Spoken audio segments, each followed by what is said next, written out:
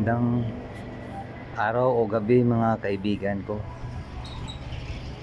May bago na naman akong ibahagi tungkol sa mga sakuna ngayon, mga bagyo lindol at mga pagputok ng bulkan. Nakasulat na pala yan sa Biblia na ang Diyos ay ang may kagagawan yan. At para di na po tayo magtagal, pakinggan po natin na yung mga kalamidad na yan, ang Diyos ang may gawa para ang tao ay magising sa mga kasalanang ginagawa, na sana lubayan na natin ang paglalasing, mga masamang gawain. At para di na po tayo magtagal, ito na po, pakinggan na natin.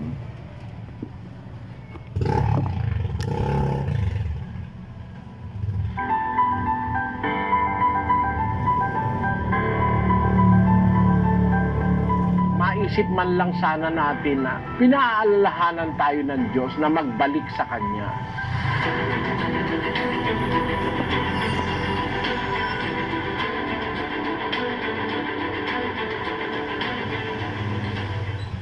Iisa lang po ang dahilan niya, nagpapaalala ang Diyos sa atin. Ganon yon, kapatid.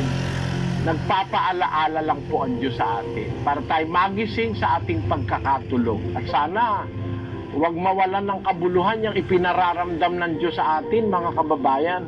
Pag dumasapit mga bagyo, mga tidal wave, mga lindol, mga kung ano-anong kalamidad na dumarating sa tao, maisip man lang sana natin na pinaalalahanan tayo ng Diyos na magbalik sa Kanya.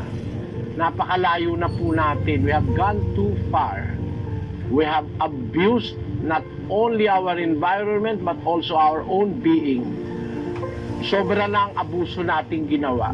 Sinisira na natin ang paligid, sinisira pa natin ang ating katawan, kaiinom ng alak, kakakain ng walang habas. Merong mga tao, napakabigat na, napakalalaki na ng tiyan, hirap na yung puso.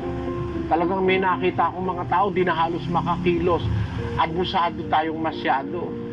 Binigyan tayo ng pagkain, wala tayong ginawa kundi kumain ng kumain. Hating gabi, madaling araw, kain ng kain mga tao. Ang nangyari niyan, nangyari na nung araw yan, 17:26. At kung paano ang nangyari sa mga kaarawan ni Noe, ay gayon din naman ang mangyayari sa mga kaarawan ng anak ng tao. Sila'y nagsisikain, sila'y nagsisiinom, sila'y nangag-aasawa, at sila'y pinapag-aasawa, hanggang sa araw na pumasok sa daong si Noe at dumating ang paggunaw at nilipol silang lahat. Ayun, biro nyo, kaya dumating yung paglipol, walang ginawa ang tao, kundi kumain, puminom, mag-asawa, pag-asawahin, mamasyal, nakalimutan na nila ang Diyos, kain na lang sila ng kain, inom ng inom, asawa, pamamasyal. Basahin pa natin, kapatid, na Daniel yung 28. Gayon din naman kung paano ang nangyari sa mga kaarawan ni Lot. Sila'y nagsisikain, sila'y nagsisiinom, sila'y nagsisibili, sila'y nangagbibili, sila'y nangagtatanim, sila'y nangagtatayo ng bahay. Datapwat ng araw na umalis sa Sodoma si Lot, ay umulan mula sa langit ng apoy at asupre, at nilipol silang lahat. Tingnan nyo, yung paglipol ay bunga ng galit ng Diyos yun sa tao. Dahil sa Kaya ang Diyos po mga kaibigan, nagpaalala lang po yan na tayo ay magbalik loob. Kaya pinasapit ng Diyos ang mga kalamidad na yan.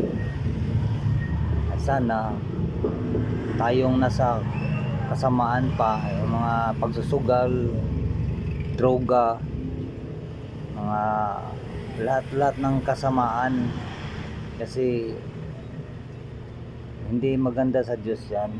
Kaya nagpaalala ang Diyos na magbalik loob tayo, hindi yung puro kabisyuhan na lang, pagtataya sa loto. Ang pagtataya po dyan, pagsusugal, parang ninanakawan mo po ang tao. Kaya nga nagsusugal para manalo, makuha mo ang pera ng tao. At patuloy na po natin ang video ni Brother Eli para magising po tayo.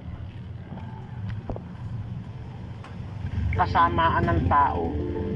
Walang ginawa kundi kumain, uminom, magsaya, magbili, puro negosyo, nagtatanim, puro pansarili, pagtatayo ng bahay. Nako, ngayon, condominium, ang mga tao, napakaraming mga pinagkakaabalahan sa ating panahon. Pero magbigay ng kaunting panahon para magbulay-bulay para sa Diyos. Pero mag-anyaya ka sa mga disco, mga inuman, madaling mag-anyaya. Pagka-aanyayahan mo ang tao sa kalayawan, ay naku, madali lang. Pero pag-aanyayahan mo para sa pampanginoon Diyos, napakahirap mag-anyaya. Yan po ang dahilan, kapatid. Kaya ang tao nakakaranas ngayon ng sari-saring mga kung ano-anong bagay. Pero kung magbabalik tayo sa Diyos, kapatid, kahit palagay mo, buong mundo na, masasama na silang lahat, magbalik loob ka sa Diyos, pwede ka namang iligtas ng Diyos na ikaw mag-isa eh. Palagay mo, libo-libo yung nagkakamatay sa lindol, ay nako, malalagay ka sa ilalim ng lamesa, hindi ka tatamaan nung... Basahin natin yung nasa awit.